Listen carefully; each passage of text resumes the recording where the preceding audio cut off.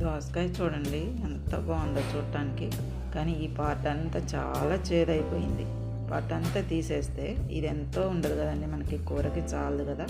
అందుకని పొద్దున్నే ఉట్టి ముక్కలు తినేస్తున్నాను అనమాట. నేను మా ఇంట్లో వాళ్ళు ఉట్టి ముక్కలే తింటాం, అంటే మంచిదని. కీరా దోశ లాగానే ఇది కూడా పనిచేస్తుంది. ఈ మధ్యలో పార్ట్ తీసేస్తేనే మనకి తినగలుగుతాం. చేదు వచ్చిందండి కాయ, అంటే ఇంతవరకే చేదు వచ్చింది. తింటాం అన్నమాట. ఇలా తీసేస్తాం. ఇలా తీసేసి ముక్కలు తింటాం. దోసకాయ ముక్కలు పొద్దున్నే మంచిదండి. కొంచెం చలికాలం తినబుద్ధి కాకపోయినా ట్రై చేయండి. మంచిగా డైజెషన్కి ఫస్ట్ థింగ్ అన్నమాట దోసకాయ. ఓకేనమ్మా, చాలా చాలా యూజ్ అవుతుంది. ఎర్లీ మార్నింగ్ ఈ ఒక్క ముక్క తిన్నా సరే ఎర్లీ మార్నింగ్ చాలా యూజ్ అవుతుంది. ఓకేనమ్మా, అయితే మర్చిపోకండి, మధ్యలో గింజలు చేదవుతూ ఉంటాయి తెలుసు, కానీ మీకు గుర్తు చేస్తున్నాను అంతే. ఓకేనా.